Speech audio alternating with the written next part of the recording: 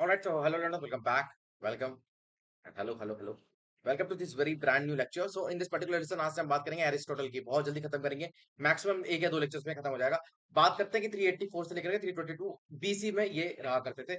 बात करते हैं अरस्तु की ना एरिस्टोटल जिसको इंग्लिश में बोलते हैं तो इसके लिए पूरा डिटेल्ड लेक्चर है, दो पार्ट्स में है, उसका लिंक डिस्क्रिप्शन में है, जाकर के देखो पढ़ो मस्त आराम से। यहाँ पर हम देख रहे हैं जो आपका एग्जाम पर्सपेक्टिव से क्या इंपॉर्टेंट है, सबसे जरूरी यही है। दूसरा अब आप बात करते हैं इसकी कि भाई एरिस्टोटल का जीवन परिचय क्या है, वो आपको उस वाली वीडियो से पता चल जाएगा जो आपको लिंक में डिस्क्रिप्शन और आई बटन में भी है वो। ठीक है, तो मैसेडोनिया में इनका जन्म हुआ था, स्टागिरा नाम की प्लेस थी, स्टागिरा। ठीक है, ये एथेंस में नहीं हुआ था, बस ये याद रखना। उसके अलावा इनके फादर जो थे चिकित्सक थे, है ना, एक शाही परिवार के। तो चिकित्सा और जीवन विज्ञान में इनका रुचि थी। 367 में ये एथेंस में आ गए थे। फिर अकेडमी जो कि प्लाटो की थी उसके सदस्य भी बने रहे 20 साल तक। 347 में प्लाटो की डेथ हो जाती है। उसके बाद वही अकेडमी का भार कौन उठाएगा उसको लेकर के था, लेकिन जो प्लाटो के भतीजे थे, स्यूप, अगर हम बात करें सुयुप सिपस। ओके ओके, बात करते हैं कि उन्होंने संभाल लिया। फिर हम बात करते हैं कि भाई एशिया माइनर में एक अर्सोनियस करके के निरंकुश राजा हुआ था। अच्छा एक बात बताओ, जो एरिस्टोटल है ना, जो एरिस्टोटल है, जितने भी इन्होंने रूलर को शिक्षा दीक्षा दी है, मतलब मोस्टली देखे गए हैं वो निरंकुश ही बने हैं। ठीक है, तो आप पता लगा सकते हैं किस तरीके से है। फिर इनके पाइथियस से एक शादी हो गई थी। ठीक है, उसके अलावा हम बात करें फिर कुछ टाइम बाद 342 में किंग फिलिप जो कि मैसेडोनिया के थे, उन्होंने इनको बुलाया अपने बेटे सिकंदर के लिए, जो कि आपका कौन है, सिकंदर कौन भाई बताओ। उसके बाद इन्होंने वहां पर शिक्षा दीक्षा लेकर के सिकंदर निकल गया। उसके बाद द लाइसियम की इन्होंने स्थापना करी, है ना। और उसके बाद सिकंदर की मृत्यु हो जाती है और ये सब चीजें। और या इसको और डिटेल में समझाया मैंने वहां पर, हर चीज बताई एक एक चीज। तो उसके बाद ये वहां से भाग जाते हैं क्योंकि ये चाहते थे, क्योंकि इनको भी मारने की पूरी तैयारी थी। जैसे हम बात करते हैं सोक्रेटिस को लेकर के हुई थी, तो इन्होंने कहा था कि इन्होंने एथेंस छोड़ दिया क्योंकि ये चाहते थे कि मैं एथेन वासियों को दर्शन के विरुद्ध दूसरा अपराध नहीं करने दूंगा। पहला तो हो गया था कौन के साथ, सोक्रेटिस के साथ। इतने महान दार्शनिक उनको मरवा दिया था। राइट, नेक्स्ट हम बात करें, अरस्तु ने इतने विषयों पर लिखा है क्योंकि मास्टर ऑफ देम नोन इसको कहते हैं। मैक्सी ने इनको क्या है, अरस्तु पहला पॉलिटिकल साइंटिस्ट था। बारकर कहते हैं अरस्तु ने जो वैज्ञानिक दृष्टिकोण था एक बड़ी सी सीमा तक उसी पारिवारिक पृष्ठभूमि में ही देने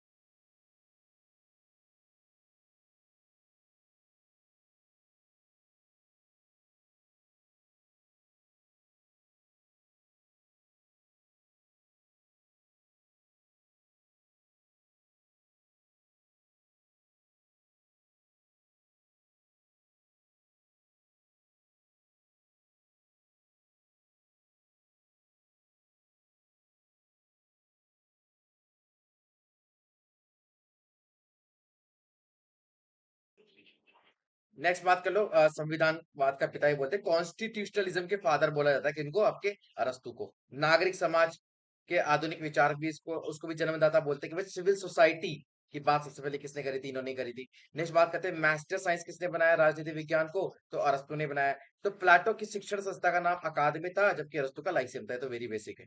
ठीक है, राइट। नेक्स्ट बात कर लो आप, या नेक्स्ट बात कर लो आप, अगर हम बात करें अरस्तु की, तो अरस्तु ने प्राय अपने शिष्यों को घूमते हुए पढ़ाया था, विच इज भ्रमणशील दार्शनिक का विद्यालय भी कहा जाता है। लाइसियम में पढ़ाए जाने वाले के थे वो पुरानी छात्र और इतिहास थे, मतलब मेन विषय जो थे। तो अब अरस्तु की मुख्य पुस्तकों की अगर हम बात करें तो तीन थी। सबसे पहले अगर हम बात करें तो पॉलिटिक्स, हालांकि बहुत कुछ लिखा है। दूसरा था कॉन्स्टिट्यूशन। तो पॉलिटिक्स में इनका मुख्य विषय था नगर राज्य, पॉलिस, इसको हम बात करते हैं। और कॉन्स्टिट्यूशन में 158 संविधानों का तुलनात्मक अध्ययन, कंपैरेटिव एनालिसिस है। ठीक। तीसरी आती है, बहुत ही जरूरी है, निकोमैकियन एथिक्स। क्या बोलते हैं, निकोमैकियन एथिक्स, नीति शास्त्र जिसको हम बोलते हैं एथिक्स। भाई एथिक्स का मेन सोर्स अगर हम बात करें, जब एथिक्स पढ़ते हैं उसमें भी निकोमैकियन एथिक्स को पढ़ाया जाता है। तो निकोमैकस, उनके पित्र हैं निकोमैकस, उन्होंने इसको कंप्लीट की थी, अरस्तु ने चालू की थी। तो अरस्तु ने पॉलिटिक्स में राज्य का संगठन, मतलब जो पॉलिटिकल आइडियाज हैं वो सारे इससे पता चलता है। लेकिन निकोमैकियन एथिक्स में नैतिक, फॉर एग्जाम्पल, अवधारणाएं जो हैं उससे रिलेटेड बातें की गई है। ठीक है, इसमें आपके प्रयोग जनवादी विशिष्ट टीलियोलॉजिकल विश्लेषण है। अरस्तु के अनुसार जो ब्रह्मांड है, प्रत्येक वस्तु का एक टीलोज होता है। क्या होता है टीलोज, यानी कि एक एंड होता है, प्रायोजन होता है। अब मानव का टीलोज क्या है, यूडोमाइनिया, मतलब हैप्पीनेस, है ना। अब यूडेमेनिया खुशी से कुछ ज्यादा होता है बेसिकली। अगर इसका शाब्दिक अर्थ निकाले, लिटरल वर्ड निकाले, तो क्या है ये, eudaimonia was is what is it, it's a, भाई हैप्पीनेस से कुछ ज्यादा। तो अरस्तु के अनुसार इसका तात्पर्य सद्गुणों से है, वर्च्यू से है। राइट, कि भाई तर्क संगत सुखी जीवन कैसे जीना चाहिए। और सद्गुण क्या है, दो प्रकार के होते हैं। पहला सोफिया, मतलब जो आपके सैद्धांतिक और बौद्धिक, आपका जब हम बात करें इंटेलेक्चुअल एंड बात करें प्रिंसिपल, है ना, विवेक है। और दूसरा आता है आपका फ्रोनिसिस। क्या बोला है, फ्रोनिसिस, ये होता है आपका व्यवहारिक विवेक, है ना, प्रैक्टिकल विवेक की जब हम बात करते हैं। राइट, नेक्स्ट हम बात कर लो इसके अंदर द आर्ट ऑफ रेटोरिक भी इन्होंने लिखी है, अलंकार शास्त्र है। और यूडिनियम एथिक्स ऑन द सोल, इसकी हम बात करते हैं, आत्मा की अवर्ता की बात है। और ऑन द पाइथागोरियंस, ठीक है, पाइथागोरियंस की बात करते हैं, तो इसके अंदर इन्होंने लिखी है। इसके अलावा बहुत सारी दूसरी किताबें भी हैं, जैसे डी एनिमा, याद करना है बिल्कुल, on justice, on the poets, on wealth, on the soul, on the sciences, on species and genus, deductions, definitions, on animals, dissections, on plants, on motions, on astronomy, numeric problems, on magnets, Olympic victors, proverbs, and the on the river Nile. नीले, MB poster ने क्या कहा, अरस्तु की महानता एक प्रमाण उसकी रचनाओं में मिलता है, ना कि उसके जीवन। तो सबसे पहले इनकी मेन कृति जो है पॉलिटिक्स, उसको ले लेते हैं। तो पॉलिटिक्स को 8 चैप्टर्स में बांटा गया है। ठीक है, और जिन्हें विषय की दृष्टि से बारकर के अनुसार 3 खंडों में, थ्री, अगर हम बात करें सेक्शंस में डिवाइड किया गया है। ठीक है, तो वो कौन कौन से वो बात कर लेते हैं। तो पहला आता है आपका, पहले खंड में पहली और दूसरी और तीसरी पुस्तक है। तो पहली पुस्तक में क्या है, यानी कि फर्स्ट जो सेक्शन है उसमें first book, second book and third book है, जिसमें राज्य की प्रकृति, उसका ओरिजिन, राइट, इंटरनल स्ट्रक्चर किस तरीके से होगा। सेकंड में आता है जैसे विचारों का प्रतिपादक आदर्श राज्य क्या होता है, स्पार्टा, क्रीट, कार्थेज, राइट, और बहुत सारे जो कॉन्टेम्प्ररी स्टेट्स थे उस समय के, जिसको हम बोलते हैं नगर राज्य। राइट, उसके बाद बात करें थर्ड बुक में आता है राज्यों का वर्गीकरण, ठीक है, क्लासिफिकेशन। राइट, नागरिकता क्या होता है, न्याय के स्वरूप के विवेचन, ये सब इसने इस वाली बुक में देखा पॉलिटिक्स के फर्स्ट, सेकंड और थर्ड चैप्टर में, फर्स्ट सेक्शन में। दूसरे खंड में सेकंड सेक्शन में क्या है, फोर्थ, फिफ्थ और सिक्स बुक आती है, इसमें विभिन्न वास्तविक शासन प्रणालियों का वर्णन किया गया है। सबसे पहले तो ये। अब फिफ्थ बुक में क्या बोला है, फिफ्थ बुक में बोला है सरन मैम कि भाई जो आपके विभिन्न शासन प्रणाली है उसमें होने वाले वैधानिक परिवर्तन क्या है, लीगल, और जो दूसरे एस्पेक्ट होते हैं कॉन्स्टिट्यूशनल, क्रांति के कारण क्या हो सकते हैं, तो वो सब चीजें। सिक्स्थ बुक में क्या है, उसके उपाय दर्शाए गए हैं कि जो लोकतंत्र और अल्पतंत्र को स्थिर कैसे बनाया जा सकता है। ठीक है, थर्ड सेक्शन में क्या बोला है, इसमें सेवंथ एंड एर्थ बुक आती है। तो फर्स्ट में आती है फर्स्ट सेकंड थर्ड, सेकंड में आती है फोर्थ फिफ्थ सिक्स, उसके बाद आती है सेवंथ एंड एर्थ। ठीक है, इसमें आदर्श राज्य और उसके सिद्धांत के विवेचन। तो अगर सबसे ज्यादा कोई पूछ सकता है तो यही पूछ सकता है कि भाई जो आइडियल स्टेट की अवधारणा है, कौन सी वाले सेक्शन से आती है, आपके थर्ड सेक्शन से, और कौन सी बुक से आती है, सेवंथ एंड एट्थ बुक से। अब जेलर करके एक बहुत बड़े विचारक हैं, वो कहते हैं कि भाई अरस्तु की जो पॉलिटिक्स है प्राचीन काल में विरासत में प्राप्त होने वाली एक सर्वाधिक मूल्यवान निधि है और राजनीतिक विज्ञान के क्षेत्र में प्राप्त होने वाला महानतम योगदान है। बारकर बोलता है द पॉलिटिक्स में कोई विशेष नया नहीं है, जैसे मैग्ना कार्टा में उनका उद्देश्य भी कुछ नया लिखने का नहीं था, मात्र पिछली घटनाओं को वर्गीकृत करने का, ऐसी बात बोलते हैं। ठीक है, तो ये सब तो अरस्तु ने सर्वोच्च सत्ता जो जनता के हाथ में मान सामूहिक निर्णय बुद्धि का सिद्धांत की यहाँ पर बात की थी। वे स्वयं लिखते भी हैं कि भाई उन्होंने इस तरीके की बातें बोली है। तो समिति जैसे बहुसंख्या होती है अपने सर्वाधिक चतुर सदस्यों को भी चतुर से भी चतुर होती है, जबकि निकोमैकियन एथिक्स में पुस्तक में उन्होंने बुजुर्ग व बुद्धिमान विचारकों को ज्यादा महत्वपूर्ण महत्व दिया है। ठीक है, बात करते हैं जो इनका आदर्श राज्य का कॉन्सेप्ट है ना, इसके अंदर उसके अंदर सर्वाधिक सर्वाज जो सार्वजनिक नीति है उसका निर्णय कौन लेगा? समुदाय के द्वारा होगा। ठीक है, जहां लोकतांत्रिक प्रक्रिया होगी वो सामूहिक निर्णय बुद्धि के सिद्धांत पर होगी, क्योंकि अरस्तु बोलते थे कि चाहे कितना भी इंटेलिजेंट आ जाए, कितना बुद्धिमान शासक आ जाए, जैसा कि प्लाटो ने कहा था फिलोसोफर किंग, लेकिन जनता की जो सामूहिक बुद्धि है वो हमेशा ही बेहतर होगी। ठीक है, तो ये वाली बात है। एग्जीक्यूट का अधिकार विशेषज्ञों को ही होगा, अर्थात क्रियान्वयन में पॉलिटी जो इनका आदर्श राज्य है और कुलीन तंत्री हो गई, यही मिश्रित संविधान की भावना है। अब सेबाइन ने भी वाली बात बोली है कि भाई सेबाइन बोलते हैं कि अरस्तु ने जब जन हिस्सेदारी स्वीकार की और संवैधानिक शासन को एक रियायत नहीं बल्कि आदर्श राज्य का एक गुण माना है। ठीक है, फोस्टर क्या कहता है कि जो पॉलिटिक्स है उसके लिए कहता है कि यहाँ जो स्टेट्समैन होते हैं के लिए एक मार्गदर्शिका है, जिसमें यूनानी राज्यों में सामूहिक राजनीतिक अनुभव में से मानव बुद्धिमत्ता छानकर भर दी गई हो। ठीक है, प्रोफेसर सेबाइन क्या कहते हैं, फिर आते हैं अपने हिस्ट्री ऑफ पॉलिटिकल थ्योरी, बहुत इंपॉर्टेंट बुक है, इसको हाईलाइट कर लो। अरस्तु आदर्श राज्य पर पुस्तक नहीं लिखता बल्कि राज्य के आदर्शों पर कुछ लिखता है, कितनी बड़ी बात है। अब जैसे प्लाटो का अगर अपन माने कंपैरिजन करें तो वो बहुत ज्यादा आमूल है, मतलब बहुत रेडिकल है। यहाँ पर ऐसा नहीं है, यहाँ पर थोड़े से ना लिबरल एस्पेक्ट दिए गए हैं। यार कम्युनिज्म ऑफ प्रॉपर्टी वाइफ ये सब थोड़ी ना पॉसिबल है आज के जमाने में। ये अरस्तु कहते हैं कि भाई ऐसा नहीं है, कि जो थोड़ी सी हम बात करें, थोड़ा सा लिबरल एस्पेक्ट देना जरूरी है, तो ये इसको उदार रूढ़िवादिता बोलते हैं, फिर लिबरल कंजर्वेटिज्म बोलते हैं। तो ये उसको अपनाया था किन्होंने, अरस्तु ने।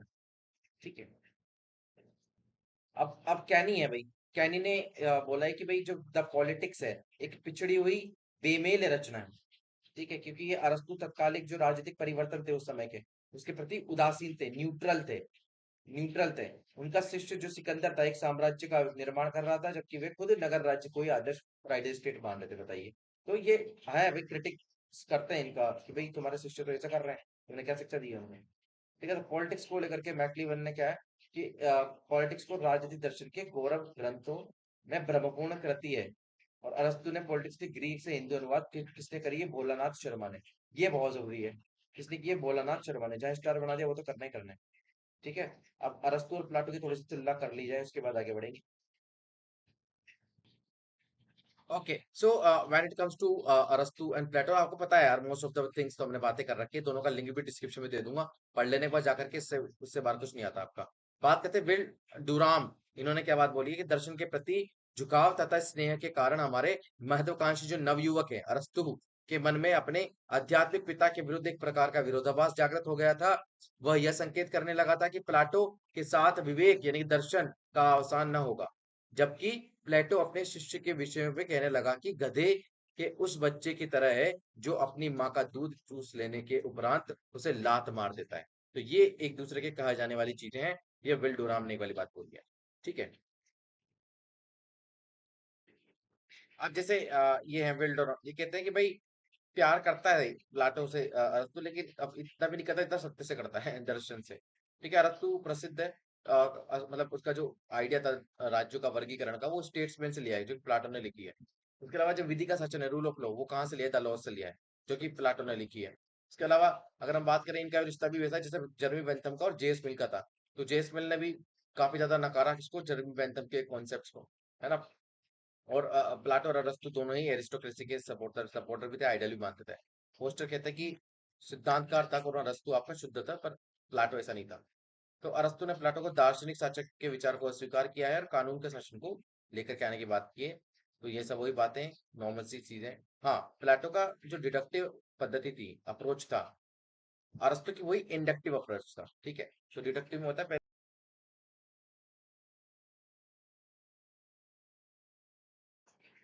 और राइट, अब आ जाओ अरस्तु के अध्ययन पद्धति पे। जब हम बात करते हैं इनकी स्टडीज अप्रोच कौन कौन सी होती थी, सबसे पहले लेते हैं इनके आगमनात्मक, जिसको हम बोलते हैं इंडक्टिव अप्रोच, ठीक है। तो ये ऑब्वियसली साइंटिफिक अप्रोच है, तो जो विशेष से सामान्य की तरफ बात करते हैं। जब हम बात करते हैं स्पेसिफिक टू जनरल तक लेके जाने वाली बात करते हैं, ठीक है। कौवा उड़ता है, कबूतर उड़ता है, चील उड़ती है, अतः पक्षी उड़ते हैं ना, सिंपल सी बात है। तो स्पेसिफिक हो गया ना, कौवा, कबूतर। पर पक्षी जो है वो क्या हो गए, जनरल हो गए। गीता मरणशील है, रहीम मरणशील है, रहीस मरणशील है, अतः मनुष्य मरणशील है, ठीक है। वही सब चीजें तो कंपैरेटिव है, और विश्लेषणात्मक और अवलोकनात्मक है, ऐतिहासिक हिस्टोरिकल है, द्वंद्वात्मक डायलेक्टिकल है, सादृश्यवादी एनालॉजिकल है, स्वदेशनात्मक टीलियोलॉजिकल है। तो इस तरीके से मैटर एंड फॉर्म की बात करते हैं। तो भाई दो चीजों से ही बना है ह्यूमन। ये तो मैटर होता है यानी कि शरीर है, और दूसरा स्वरूप है यानी कि आपकी आत्मा है, ठीक है। तो इसको बात करते हैं, तो आत्मा is a form of idea, ठीक है। उसको आइडिया कहते हैं। गति व परिणाम के चार चरण है। पहला material cause, efficient cause, and formal cause, and final cause, ठीक है। ये बोलते हैं कि भाई किस तरीके से ना आपके, अरे एग्जांपल लेते हैं, मैंने पहले बताया था आपको यार, ये तो हमने डिस्कस किया हुआ है। तो भाई मटेरियल कॉज क्या है, तो पदार्थ जिससे वह बना है। फॉर एग्जाम्पल यहाँ पर हम बात करते हैं स्टेचू ऑफ लिबर्टी का, हमने एक एग्जाम्पल लिया था, स्टेचू ऑफ लिबर्टी।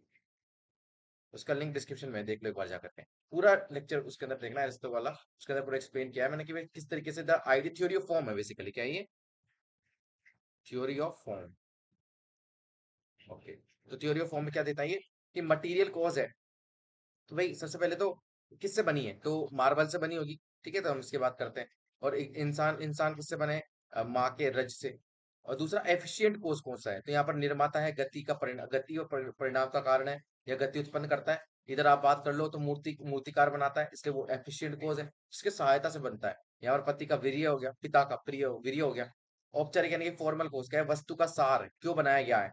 तो मूर्तिकार के मस्तिष्क में प्रतिमा का स्वरूप था, इसलिए बनाया गया है। और प्राणी का स्वरूप है, इंसानों को अपनी जनसंख्या आगे बढ़ानी है, उसको लेकर के। और अंतिम एंड फाइनल कोर्स जिसको हम बोलते हैं वो है लक्ष्य या उद्देश्य। तो प्रतिमा बनाने का लक्ष्य था इसके पास, और यहाँ पे जन्म का लक्ष्य था। तो यहाँ पर इस तरीके की बातें करते हैं।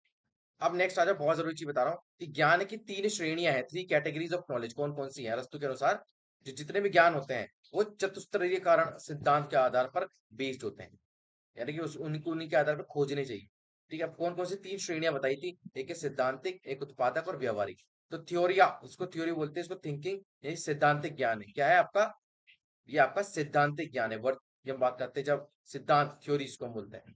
तो सिद्धांत का निर्माण किया जाता है, जिसमें एक साध्य होता है, इसके बारे में सोचा जाता है, और संसार की उत्पत्ति का कारण हो जाता है, क्योंकि बना क्यों संसार, तर्क के आधार पर अंतिम सत्य का पता किया जाता है, ठीक है। यहाँ पर इसकी बात करते हैं। अब इसके अंदर ना थ्री थ्री सब्जेक्ट्स होते हैं। कौन कौन से थ्री सब्जेक्ट से, पहला आता है आपका दर्शन, विच इज आपका व्हाट, फिलोसफी, थियोलॉजी इसको हम बोलते हैं। दूसरा आता है गणित, मैथमेटिक्स है। और तीसरा भौतिक विज्ञान है आपका, फिजिक्स। तो इसमें अरस्तु जो फर्स्ट फिलोसफी कहता है, इस इन्हें अरस्तु अरस्तु क्या कहते हैं, फर्स्ट फिलोसफी। बहुत जरूरी क्वेश्चन, फर्स्ट फिलोसफी किसको बोलते हैं, तो इसको बोलते हैं जो मध्य युग में मेटाफिजिक्स कहलाई। मेटाफिजिक्स क्या होती है, जहां पर फिजिक्स खत्म होती है, ठीक है। तो यहाँ पर इसकी बात करते हैं।